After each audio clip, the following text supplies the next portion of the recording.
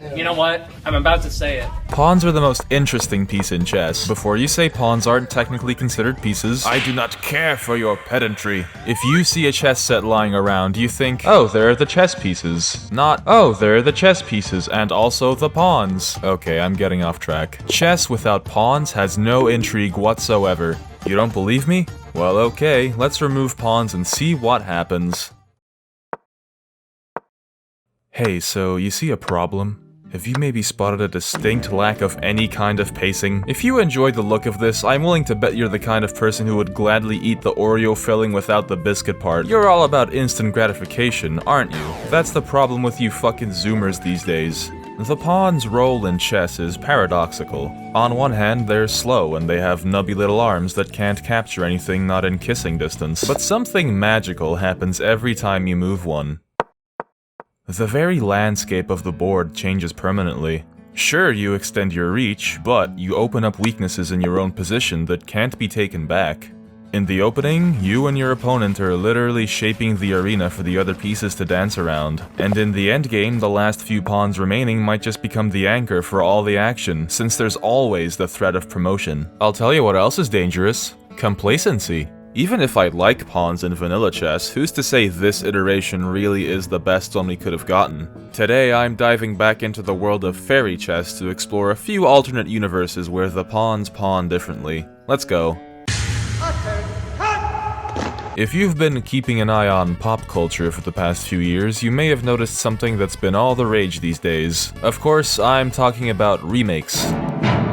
Let's reject modern chess. By that I mean removing the double move from the starting position.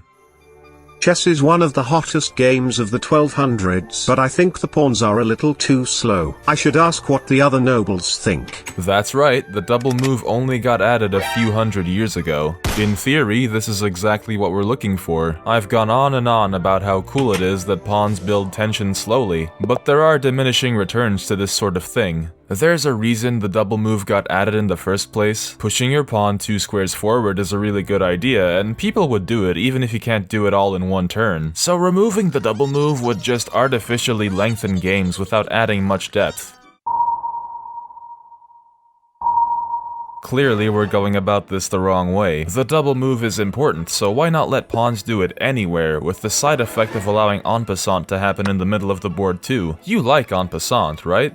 Google it, holy hell, haha, I'm expecting my Reddit karma in the mail. It turns out this variant already has a name. Torpedo chess. And it's great for that situation we've all been in. You want to play chess with a buddy, but you don't have much time on your hands, and you and your buddy both grew up in a dark cave where the concept of time control is foreign to you. What I'm trying to say is, games will go way faster. It's still relatively grounded, but pawns really dominate here. As fun as this variant sounds, there is a drawback you might not have thought of. You know what AlphaZero is, right? You know, one of the big chess engines. It's better at chess than any human who has existed and will exist for the end of time, probably. For the sake of science, they got AlphaZero to play a bunch of chess variants against itself many times. And when it played Torpedo chess, these were the results.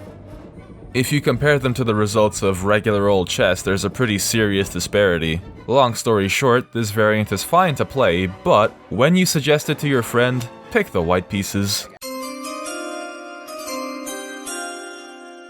Okay, we've made them better and we've made them worse, now let's do neither. Or I guess both. Berolina pawns are like a pawn made of antimatter. They take forwards and move diagonally. A very simple change with far-reaching consequences. Good luck learning opening theory when pawns can zip around different files whenever they please. This variant strikes a nice balance where the game is certainly more dynamic, but because pawns aren't as good at capturing, they don't overshadow the other pieces. They're more mobile but less threatening overall, letting them play the landscaping role more purely. If you like to play intuitively and make sense of cluttered positions, Berolina chess might be up your alley.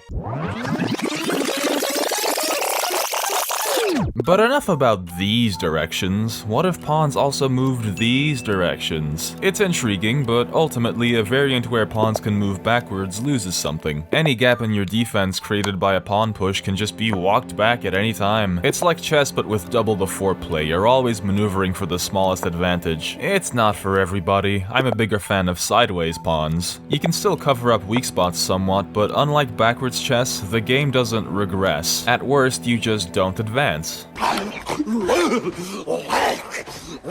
How about a variant where pawns don't move differently whatsoever? In fact, all the pieces move just like you're used to. Instead, the way chess is played is fundamentally altered in itself. You are now allowed to capture your own pieces. But why am I putting this in the video about pawns? Well, this kind of affects pawns more than anything else. I mean, think about it. It's hard to imagine wiping any of your other pieces off the board like that. But I mean, even a pawn is insane, right? You're giving away material and a full move. But sometimes it's worth it when you really need the initiative and that pesky little pawn is in the way. With self-capture, there's a lot more ways to attack. Isn't that exciting? Pawns retain their importance in gravitas, but the game is fundamentally more dynamic. Even further beyond!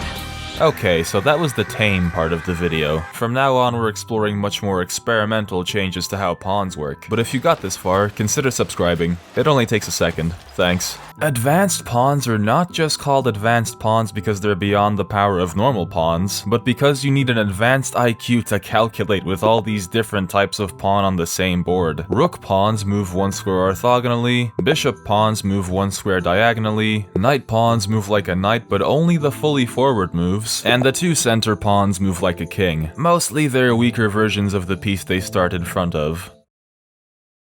This is like a mishmash of some previous things in this video. You have hints of Berolina from the bishop pawns, a sprinkle of Torpedo from the knight pawns, and a whole lot of backwards everywhere. The knight pawns can promote in 3 turns, and you can't block them at all. You just have to defend the squares they can move to. Overall, this variant definitely puts pawns into the spotlight, and it's a little inconvenient for over-the-board players, since you'll have to find some way to tell the pawn types apart.